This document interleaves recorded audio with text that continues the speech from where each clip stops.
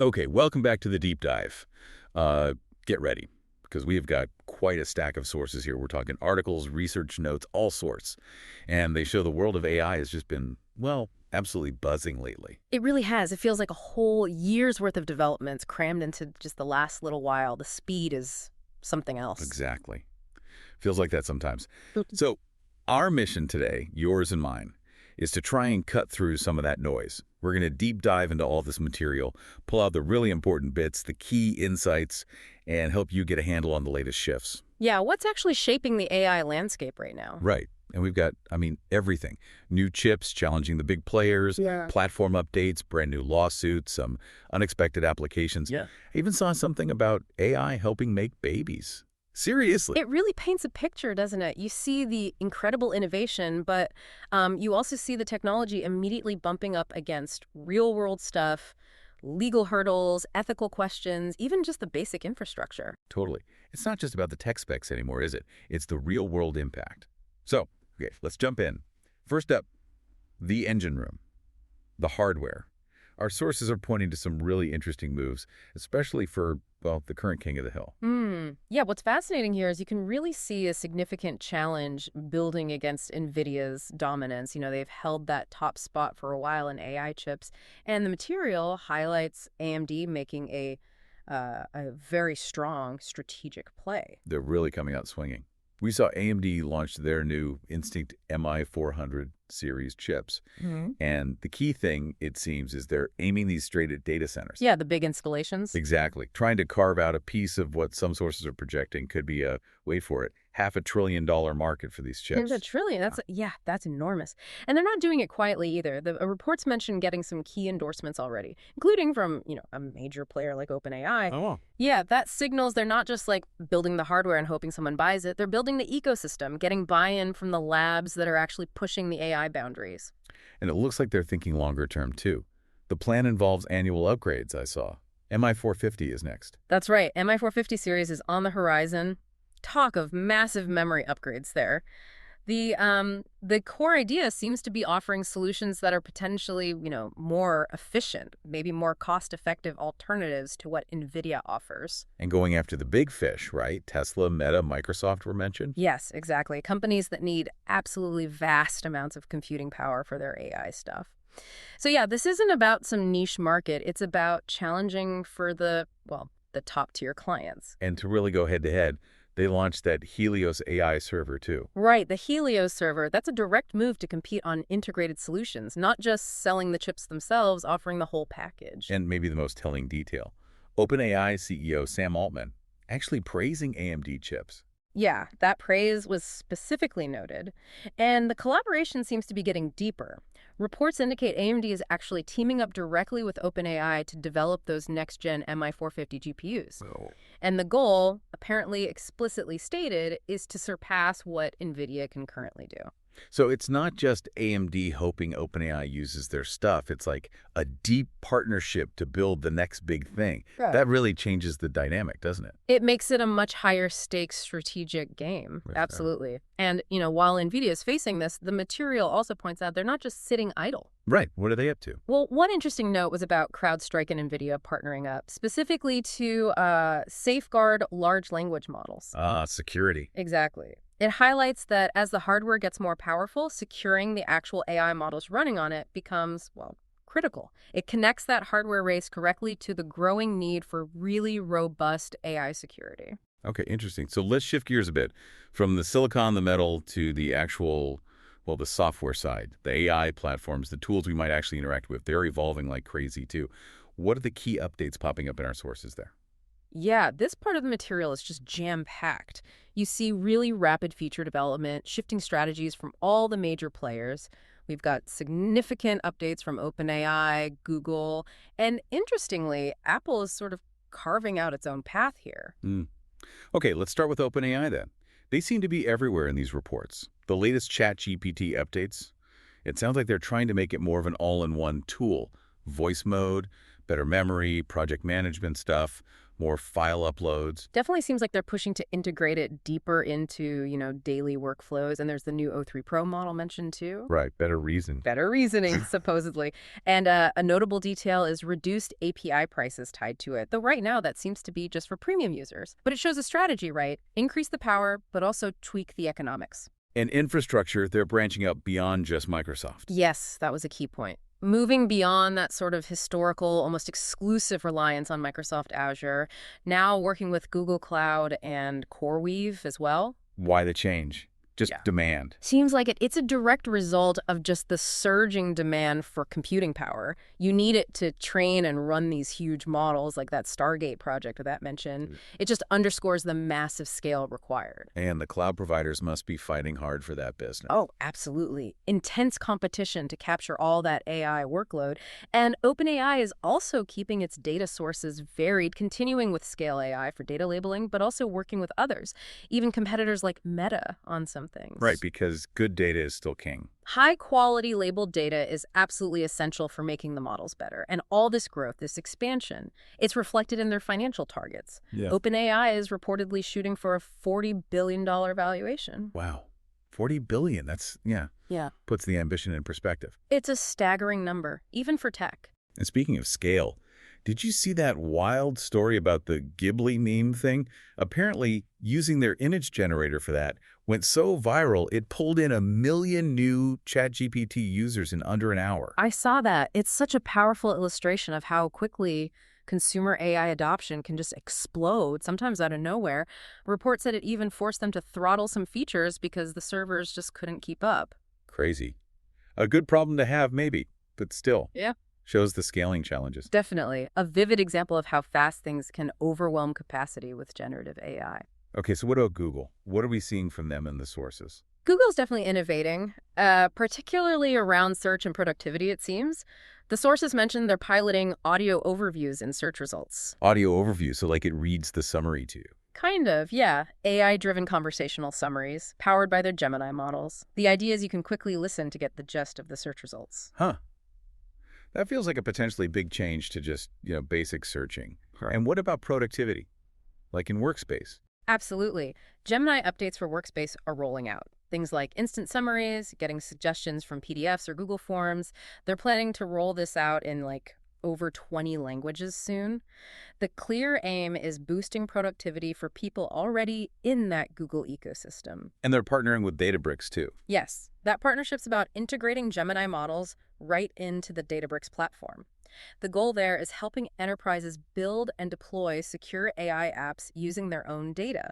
So combining Google's AI smarts with Databricks data handling. Okay, now there was also that slightly awkward detail about leaked documents suggesting Google contractors might have used ChatGPT outputs to help refine Bard or Gemini. Yeah, that adds a layer of nuance, doesn't it? Maybe raises some questions about the training process. It suggests that even the big competitors might be looking at each other's outputs as part of their own internal refinement loop. Sort of learning from the competition, maybe? Perhaps. It just highlights how interconnected and sometimes kind of opaque AI development can be across the whole industry. Interesting. And Apple, you mentioned, is taking a different tack. They really are. The sources highlight Apple unveiling their foundation models framework, but the big emphasis is on letting developers build AI apps that process sensitive data directly on your device. Oh, so not sending it off to the cloud. It happens on my iPhone or Mac. Exactly. That approach puts user privacy front and center by keeping your personal data local. It allows for things like personalized journal prompts or smarter app suggestions without that data leaving your control. That's a big contrast to the huge cloud models. It is, and the sources explicitly point that out, contrasting Apple's focus on privacy and, reportedly, their caution about AI reasoning abilities compared to, say, OpenAI's rapid cloud deployment and huge valuation push. Yeah, that difference in philosophy feels really important for understanding where things might go. Yeah. Okay, so hardware's racing, software's evolving. Yeah. Are people actually using all this stuff more? Who's winning the user battle? Oh, the answer is a definite yes. Adoption is soaring. The reports give us some really solid numbers and trends. We can see who the leaders are and kind of what's driving the growth. Okay, hit me with the headlines. Globally, monthly active users for AI content apps, think image generators, chatbots surged 25% recently. hit 666 million users. Wow, 666 million. That's a huge jump. Massive leap. And within that, the sources specifically called out China's DeepSeek as having really standout growth. And who are these users? What's pulling them in? Well, it seems like Gen Z users are a big driver, and also the growing popularity of subscription models, paying for premium AI features. Plus, video and influencer marketing seem to be playing a pretty big role in how people discover and adopt these apps. But even with all that growth elsewhere, ChatGPT is still way out front. Oh, absolutely. The material confirms ChatGPT's clear dominance. It clocked a staggering 5.5 billion visits in just May 2025 alone. Billion, with a B. Billion.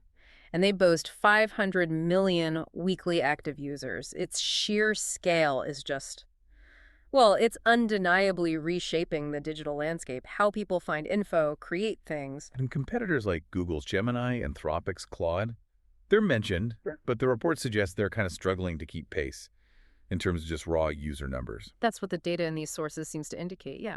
Still chasing ChatGPT's lead in traffic and usage, but beyond just users, look at the investment side. The valuations for AI companies are getting huge. Right, like AnySphere, the coding tool. Exactly. AnySphere reportedly hit a $9.9 billion valuation, which is pretty striking for a coding assistant tool. And Fireflies, the AI note taker, they hit $1 billion valuation.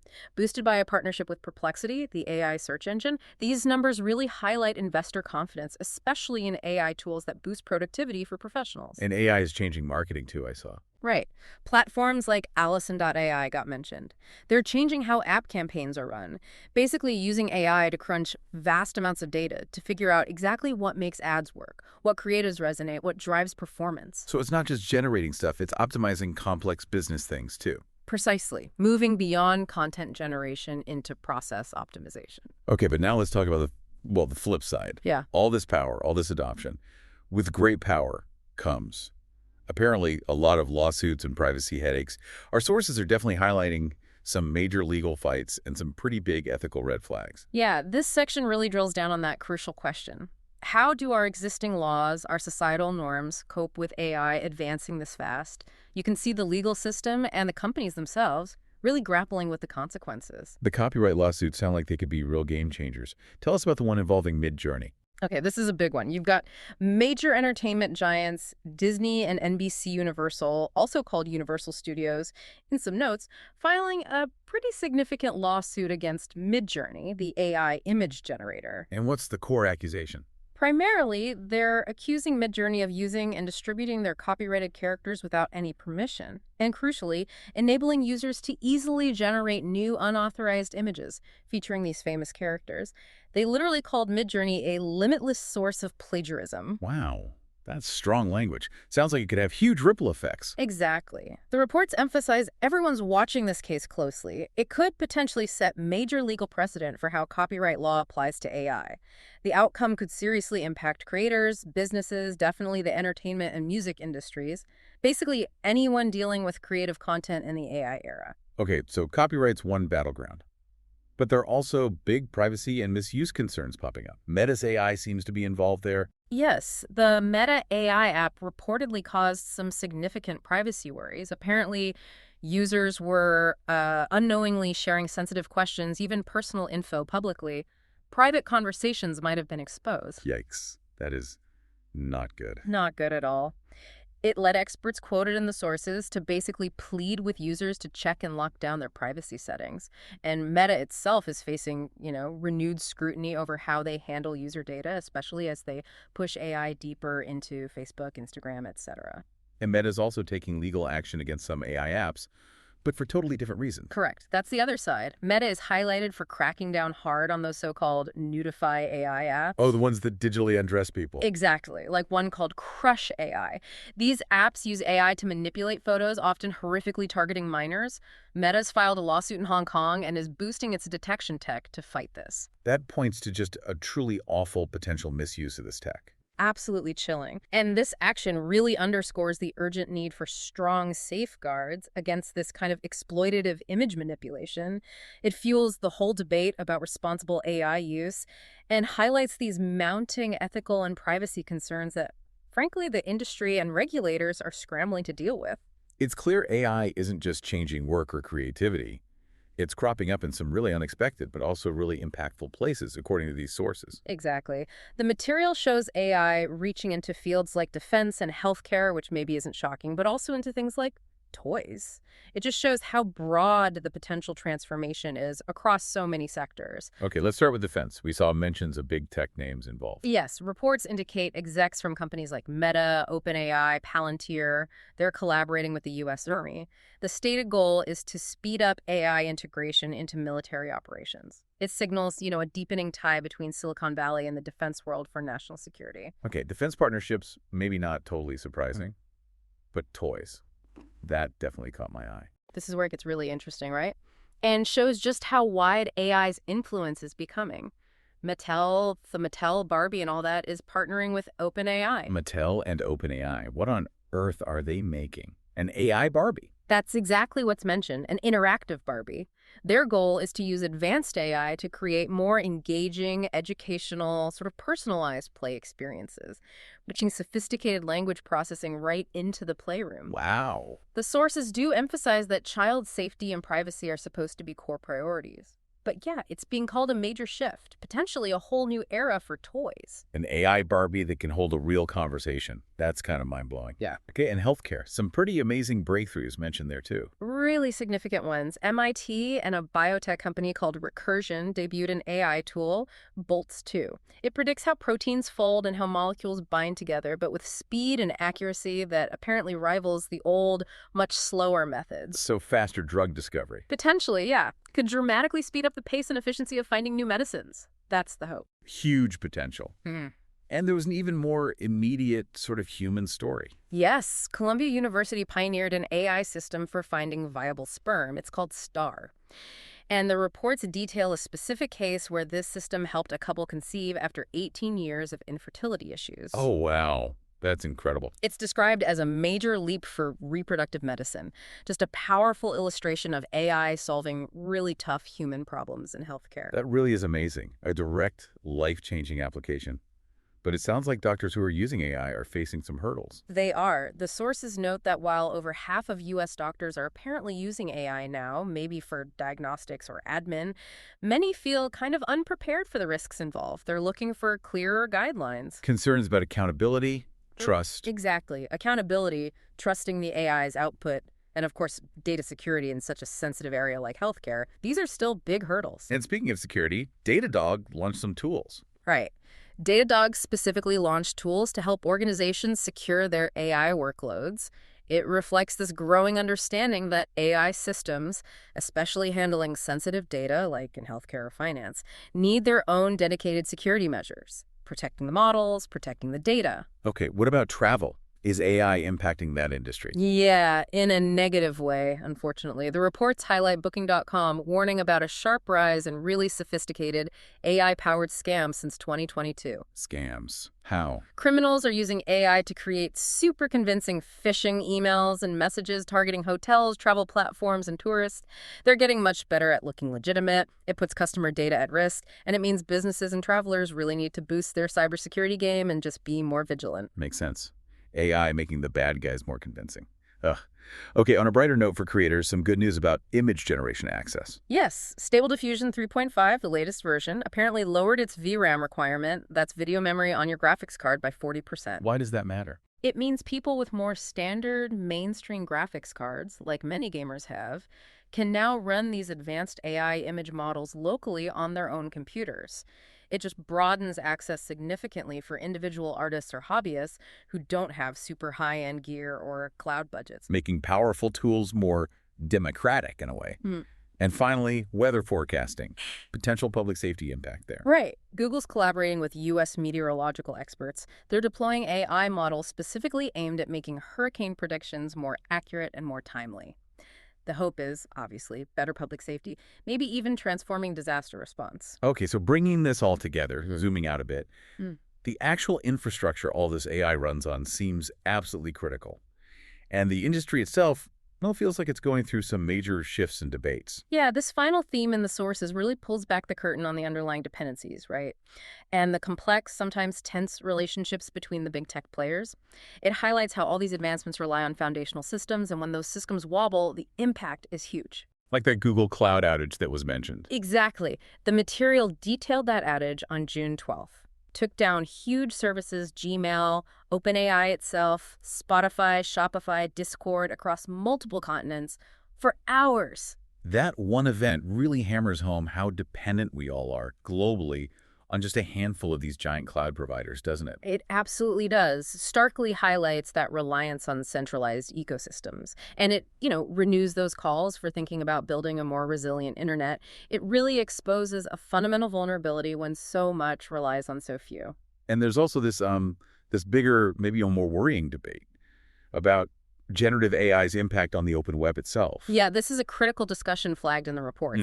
There's growing alarm, particularly from publishers, that the chatbot-driven search interfaces from Google and OpenAI are really threatening the traditional open web. How so? Well, publishers are seeing their website traffic just plummet because users are getting summarized answers directly from the chatbots instead of clicking through to the original articles, the source material. So the incentive to create the original content disappears. That's the fear. If the traffic that supports creators vanishes, it could lead to, well, lower quality content, less media diversity. Some are saying it poses an existential threat to the future of the open internet as a place where diverse voices and information sources can actually sustain themselves. And those differing philosophies we talked about earlier, like Apple versus OpenAI, probably play into these bigger industry debates too. They absolutely do. The sources note that contrast, again, Apple's caution, its on-device focus, versus OpenAI's aggressive expansion, cloud-first approach, huge valuation goals. It reflects really fundamental disagreements about the right way to develop and roll out this incredibly powerful technology. And amidst all this rapid change, all the debate, the disruption, some folks are already cashing in big time. Yeah, that detail about OpenAI employees cashing out $3 billion in shares.